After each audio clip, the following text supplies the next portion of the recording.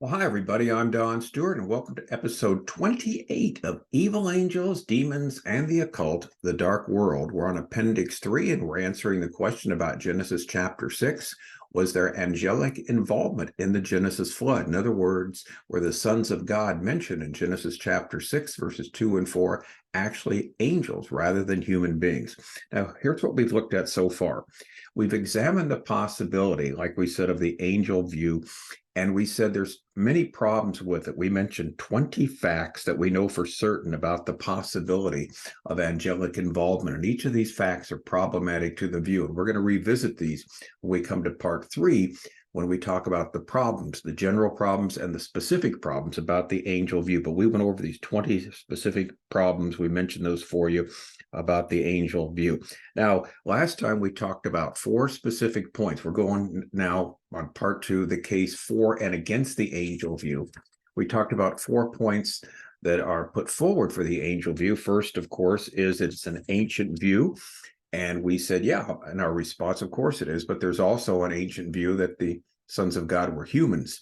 And we mentioned there were 9 specific ancient references that the angels were involved in the Genesis account.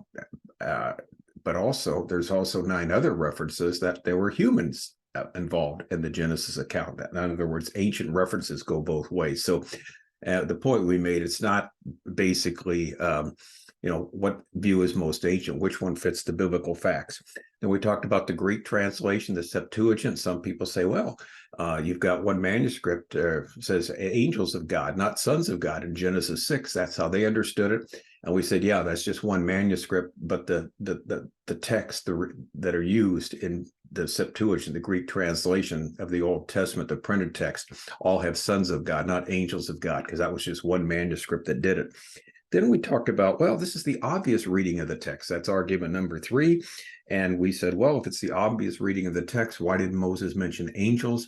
Since 15 other times in the first 5 books of the Bible written by Moses, he talked about angels and he used the word angels. Now, why isn't the word angels used in Genesis 6 if they were actually angels?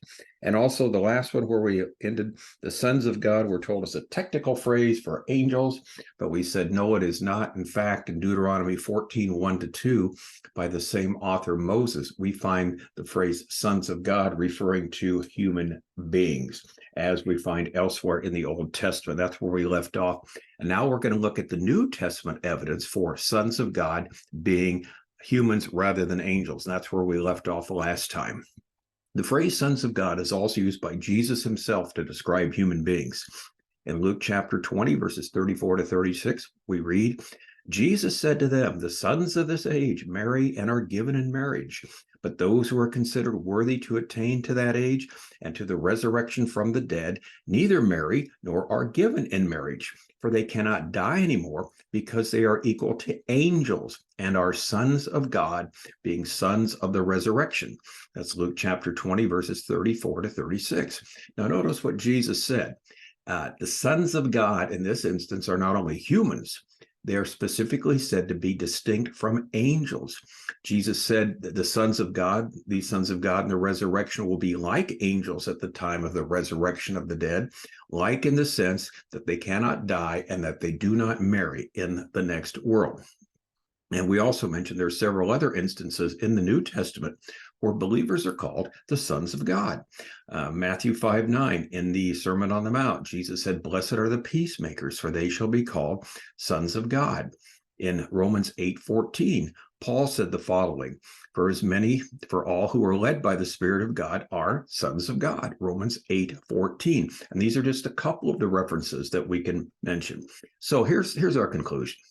From the totality of the biblical evidence, we cannot restrict the particular phrase sons of God to heavenly beings, whether they are angelic or some other type of divine creation of the Lord. So all in all, the argument from the Hebrew words in Genesis 6, 2 and 4, while so often claimed to prove the identity of the sons of God as angels, do no such thing. It is always the context, not the Hebrew phrase, that determines the identity of these sons of God. As we noted, it can refer to human beings as well as divine beings. All right, let's move on to reason 5.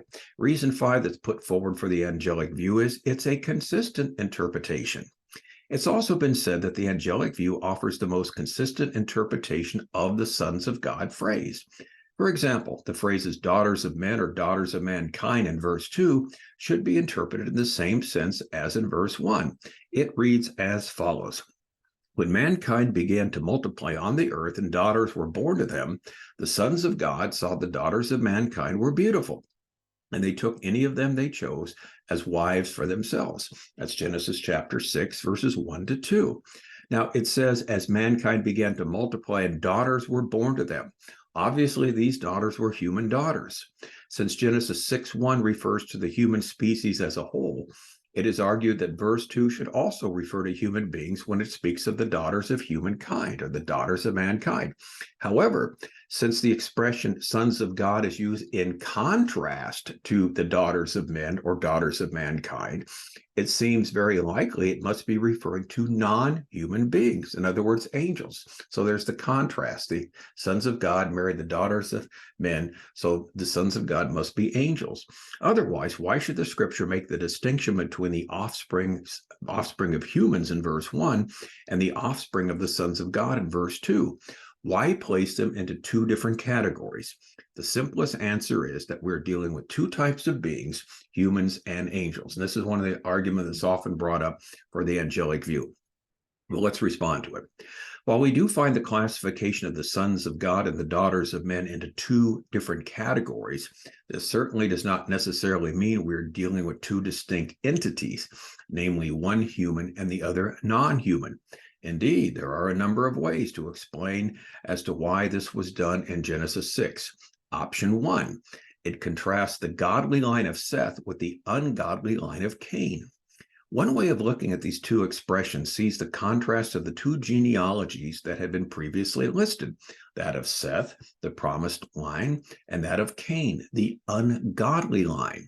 What seems to have taken place is that those men who had previously married within the godly line found spouses from the ungodly line, and the mixture of the godly and the ungodly resulted in the earth being corrupted.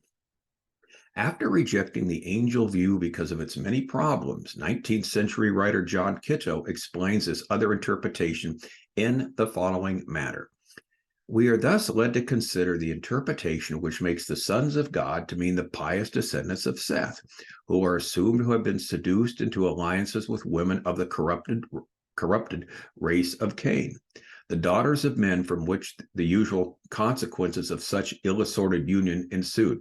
In other words, there's the usual consequences when the believers marry the unbelievers. He goes on to say the distinction between the righteous and the unrighteous was no longer maintained, and in a generation or two was entirely lost, and the tide of general corruption advanced until when God looked upon the earth, and behold, it was corrupt, for all flesh had corrupted his way upon the earth. That's John Kitto in his book Daily Bible Illustrations, written in the year 1860. All right, so this option is consistent with the emphasis in the early chapters of Genesis between the righteous and the unrighteous descendants of Adam and Eve. Now, John Kitto then gives a similar explanation as to why the distinction between the sons of God and the daughters of men is made in this context. It notes the specific emphasis that Genesis gives to the line of Seth. He says, it is an interesting observation of one of the best Jewish commentators that of Seth only it is said that Adam, who was created in the image of God, begat a son in his own likeness after his image, an expression not applied to Cain or Abel. Hence, it refers to the descendants of Seth as the sons of God. Again, John Kitto, and it's an interesting observation. In other words, the Bible mentions the fact specifically that Seth was made in the image of God, image of Adam, which is the same as the image of God. It's never said that about Abel, never said that about Cain either, because Seth will be the one where the promised line comes through. So, as we said, this observation is consistent with what Genesis has to say in the early chapters regarding good versus evil. So, to sum up, the distinction between the sons of God and the daughters of men is emphasizing between the intermarriage of the godly line of Seth and the ungodly line of Cain, which brought about a world filled with sin, which led to the flood. So it's emphasizing the intermarriage there. All right, option two, and then there's another option, another possibility, which why we see the two different phrases there. It simply refers to men and women. There is another explanation of the distinction between the sons of God and the daughters of men, which also makes good sense in the context of Genesis. In keeping with the emphasis of the opening chapters of Genesis, the sons of God would refer to males, whom the Lord specifically created in the beginning. Remember Genesis 2:7. He created Adam, the first man, out of the dust of the earth. The daughters of men would then be a general reference to females. Why? Since the first woman was originally created from the body of Adam. Put another way, males were directly created by God, while females were created from the males. Old Testament scholar John Sailhammer, who contends for this view, writes the following. Why then are the men specifically called the sons of God and the women the daughters of men? This designation is in keeping with the earlier accounts of the origin of the man and woman. The description of the creation of man and woman in chapter 1 makes it clear that both have been created in God's image. In chapter 2 and 3, the man is created by the breath of God, that's Genesis 2:7, and the woman is created from the man's side. Thus, men are called the sons of God, denoting their origin from God, and women are called the daughters of man, denoting their origin from man's side. It is the use of the word daughters. In the use of the word daughters, there is also a possible wordplay on the woman's origin in Genesis 2:22. That's from John Sailhammer, the Hebrew scholar and the expositor's Bible Commentary Revised Edition. All right, so this understanding of the two phrases is indeed consistent with what the earlier chapters of Genesis had previously emphasized. Adam made in the image of God, Eve taken from Adam, and so women came from men. Men were originally created in the image of God. So each of these two options, the one we mentioned, the line of Seth versus the line of Cain, or men versus women, each of them fit in the context of Genesis. We'll have much to say about that later. All right. We also note there are similar expressions in Scripture that are used for two groups of humans.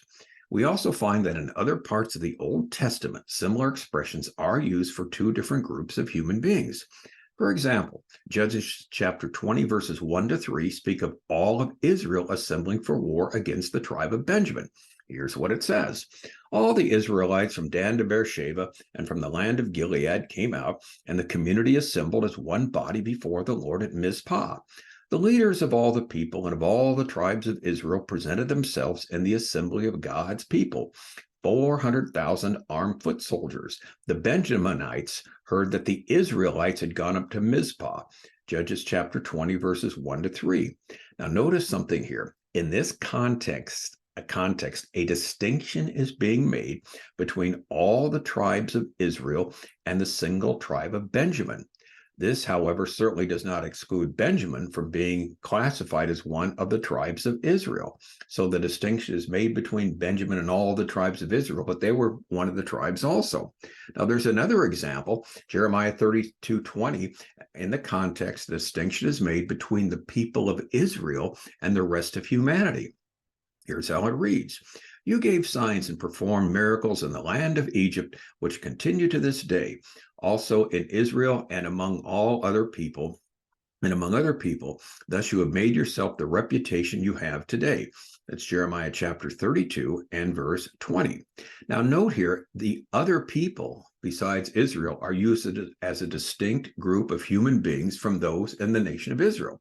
Yet the people of Israel are certainly in the same category as the rest of the human race. Therefore, going back to Genesis 6, we're not necessarily talking about human and non-human entities in this context when a distinction is made between the sons of God and the daughters of men, or the daughters of mankind. Basically, Genesis 6 is simply a way of describing two different groups of humans. And whatever the case may be, we don't have to assume that one group is supernatural and the other group is not. In fact, there is nothing in the context whatsoever that would cause us to do this. All right, let's move on to reason number 6. The phrase "they took wives" can refer to an illicit relationship. The phrase which says the sons of God took wives can also refer to illicit sexual relationships, not just a marriage relationship. This is one of the arguments for the angelic view here. The angels, in the book of Judges, we read the following. And they commanded the people of Benjamin, saying, Go and lie in ambush in the vineyards and watch.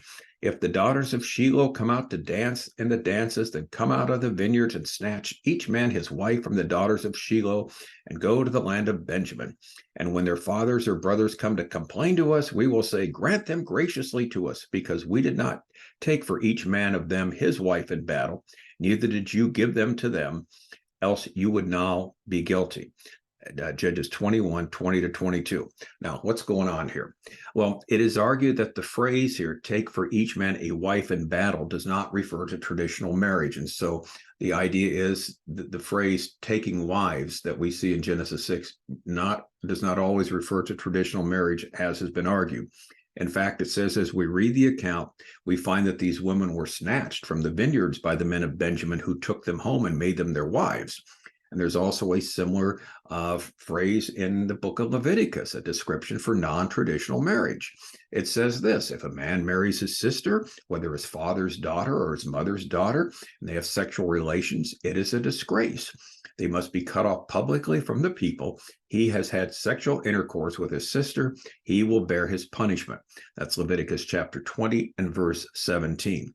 So, as this passage states, there are certain marriages that are a disgrace.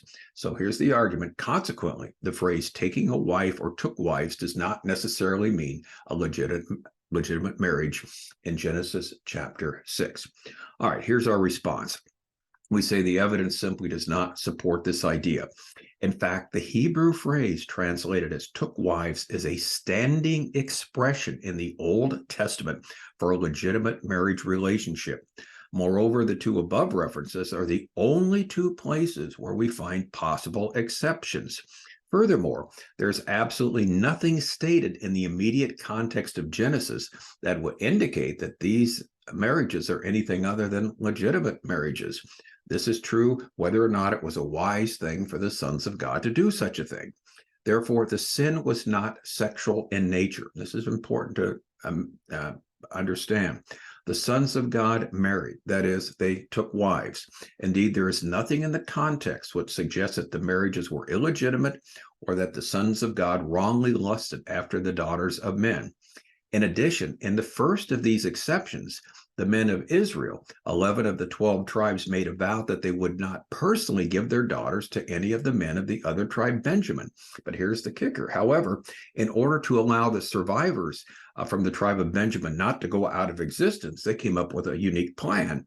The men of Benjamin were allowed to take wives for themselves from the young women who danced at the annual feast. Though the men of Shiloh complained, it was explained to them that it was absolutely necessary to prevent the loss of one of the 12 tribes of Israel. Consequently, the men of Benjamin went back to the land to rebuild for the future. So to sum up, this was certainly not a traditional marriage in one sense of the term. The men from Benjamin, though, did marry these women, and they did settle down with them. Therefore, they were legitimate marriages. So that kills that one argument. In the other illustration, we find that the law banned the marital unions alluded to in Leviticus 20:17. Consequently, it's been suggested that this particular verse, as well as the other verses in the immediate context, may be referring to common law marriages. In other words, the people lived together as husband and wife without an official wedding ceremony. So we again emphasize this particular point. The phrase took wives is the standard phrase used in the Old Testament for a sanctioned marriage. The two possible exceptions do not negate this. Consequently, the idea that the marriages in Genesis 6 were somehow illegitimate unions is found nowhere in the context or anywhere else in the Bible for that matter. This is a very, very important point. They took wives for themselves. The sons of God married the daughters of humankind. And we're going to talk more and more about that, the meaning of this and the implications for the angelic view as we go on. All right, we're out of time for this edition of Evil Angels, Demons, and the Occult, the Dark World, as we continue part 2 of Appendix 3. Was it angels who married the human women, were they the sons of God? And as we're seeing, there's no evidence for it whatsoever. And the arguments being put forward all have a responsible or reliable response to it. All right, we'll continue on next time with this. I'm Don Stewart. Again, thanks for watching. Until next time, may the Lord richly, richly bless.